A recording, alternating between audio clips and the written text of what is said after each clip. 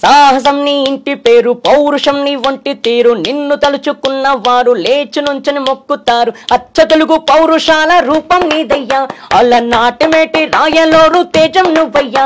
మా తెల్లవారే పొద్దు నువ్వై పుట్టినావయ్యా, మా మంచి చెడ్డల్లోనే చెత్త కట్టినావయ్యా.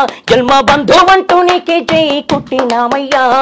జై బాలయ్య జై బాలయ్య, జై జై బాలయ్య జై బాలయ్య, జై బాలయ్య జై బాలయ్య. మా అండదండ నువ్వుంటే అంతే చాలయ్యా. జై బాలయ్య జై బాలయ్య, జై జై బాలయ్య జై బాలయ్య, జై బాలయ్య జై బాలయ్య. మా అండదండ నువ్వుంటే అంతే చాలయ్యా.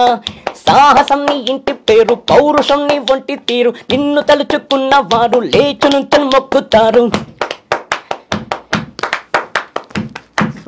మేడం కొండలలో నెలకొన్న కోనేటి రాయడు వాడు,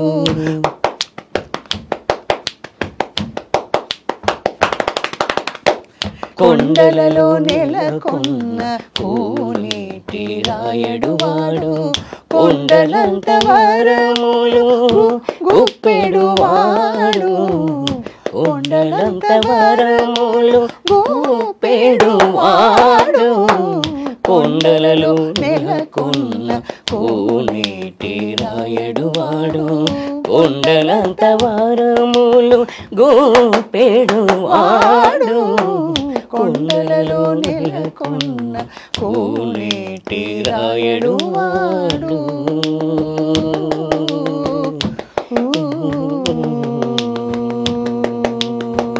శభాష్, అద్భుతం అద్భుతం రాజు. నాకు నా చిన్నప్పుడు నా దగ్గర రేడియోలు టీవీలు ఏమీ లేవు. నేను పుట్టగానే నాకు ఏవి లేవు కాబట్టి ఇక్కడ ఈ చుట్టుపక్కల టేప్ రికార్డు వచ్చేవి, టేప్ రికార్డులు పెట్టేవారు. వాళ్ళు ఏం చేస్తారంటే ఆ టేప్ రికార్డుల గోడ మీద కూర్చొని అట్లా వింటూ ఉండేవాడిని. అది ఇలా వాయిస్తూ ఉండేవాడిని. మామూలుగా ఒక కెరస్నాయిల్ డబ్బా, రూపాయి బిళ్ళ మేడం. నా దగ్గర అప్పుడు ఇన్స్ట్రుమెంట్స్ అనేవి నాకు తెలియదు. అలా వాయిస్తూ అలా అక్కడ పాటలు వింటూ ఇక్కడ నేను మామూలుగా పాడుకుంటూ ఉండేవాడిని. అదే అవును, ఏదో మామూలుగా నేను అట్లా టైంపాస్కి అట్లా పాడుకుంటూ ఉండేవాడిని. అట్లా డైలీ అలవాటు అయింది. కొద్ది రోజుల తర్వాత కెరస్నాయిల్ డబ్బా పోయింది మేడం. పోతే ఆ తర్వాత దీంతోనే ఇంకా అలవాటు అయిపోయింది. ఇదే ఇన్స్ట్రుమెంట్. ఎలా వస్తుంది చెప్ప, అంత సౌండ్ ఎలా వస్తుంది అబ్బా? అంటే మామూలుగా ఇది ఇలా ఇలా వస్తుంది మేడం. దాన్ని ఇలా పట్టుకుంటే ఇలా వస్తుంది. నీకు భలే వస్తుంది సౌండ్, నాకైతే ఎలా అన్నా కూడా రావట్లేదు. అంటే మామూలుగా నాకు అలా అలవాటు అయిపోయింది మేడం. నిజంగా అది ఇలా వాయించడం అలవాటు అయిపోయింది. ఇంకా దీంతోనే ప్రాక్టీస్ చేస్తూ ఉన్నా. ఇంక ఇదే అలవాటు అయిపోయింది. అంటే ఈ మధ్య నేర్చుకున్నాను కానీ అప్పుడు లేదు, అప్పుడు నేర్చుకోలేదు. గొప్ప గురువుని పట్టావు నిజంగానే రాజు. అవును, రామాచారి గారు అద్భుతమైన గురువు. అండ్ అలాగే మన జయకుమార్ ఆచార్య గారు అయితే చెప్పక్కర్లేదు, ఆయన చాలా ప్రోగ్రామ్స్ వాయించారు. ఆయన కూడా ఎక్సలెంట్ గురువు. అవునండి. సో ఇప్పుడు ఎంతవరకు మరి నువ్వు అంటే ఎలా నేర్చుకుంటున్నావు సంగీతం? అంటే డైలీ అమ్మ తీసుకెళ్తుంది మేడం. ఇప్పుడు అమ్మ నేను తీసుకొచ్చారు కదా? అవును, అమ్మ తీసుకొచ్చారు. అమ్మ ఇక్కడే ఉన్నారు. అవునండి, డైలీ అమ్మ తీసుకెళ్తారు. సండే కూడా అమ్మే తీసుకెళ్తారు.